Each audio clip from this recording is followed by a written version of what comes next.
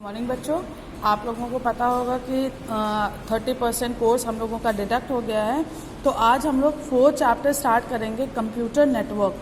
Computer network का क्या मतलब होता है? कंप्यूटर नेटवर्क का मतलब होता है आपस में जो कंप्यूटर जुड़े हुए हैं तो वो किस तरह से जुड़े हैं या उनको किस रीज़न की वजह से जोड़ा गया है, उसे कहते हैं हम कंप्यूटर नेटवर्क।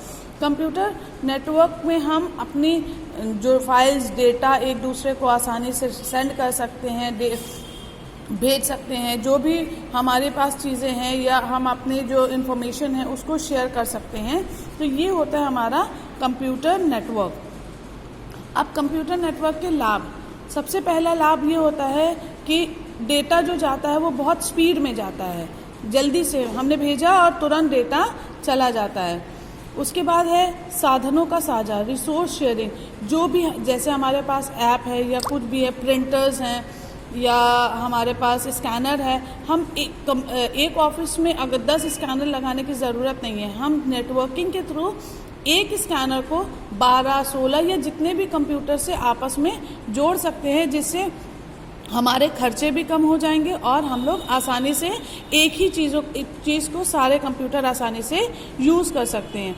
तीसरा होता है विश्वसनीयता, रिलायबिलिटी। रिलायबिलिटी में मतलब जब हम आपस में कंप्यूटर को नेटवर्किंग के थ्रू जोड़ते हैं तो उसमें से डेटा चोरी होने का जो प्रॉब्लम होती है वो कम हो जाती है।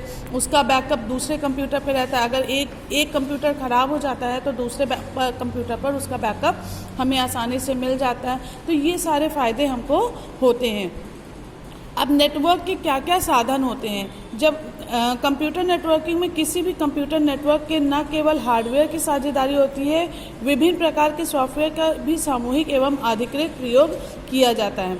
जैसे hard disk, floppy disk, printer, camera, scanner, CD ROM, plotter और मॉडेम। हम एक मॉडेम से 4 कंप्यूटर, 10 कंप्यूटर चलाते, स्कैनर चलाते हैं, सीडी रोम। ये सारे डिवाइसेस हम लोग कई सारे कंप्यूटर से कनेक्ट करके यूज़ कर सकते हैं।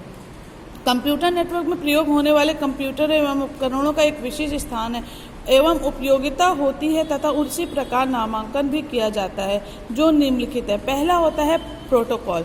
प्रोटोकॉल वो होता है एक ऐसा सर्वनाम नियम होता है कि उसे किस तरह से जोड़ा जाए।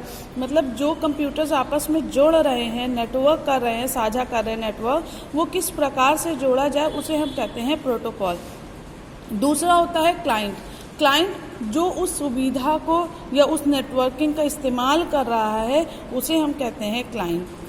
तीसरा होता है सर्वर, जो एक केंद्रीय कंप्यूटर होता है जो सभी कंप्यूटरों को आपस में कंट्रोल करता है, उसे हम कहते हैं सर्वर। बच्चों, इसको ज़रा डिटेल में आप लोग पढ़ लीजिएगा, उसके बाद नेक्स्ट हम आप लोगों को पढ़ाएंगे।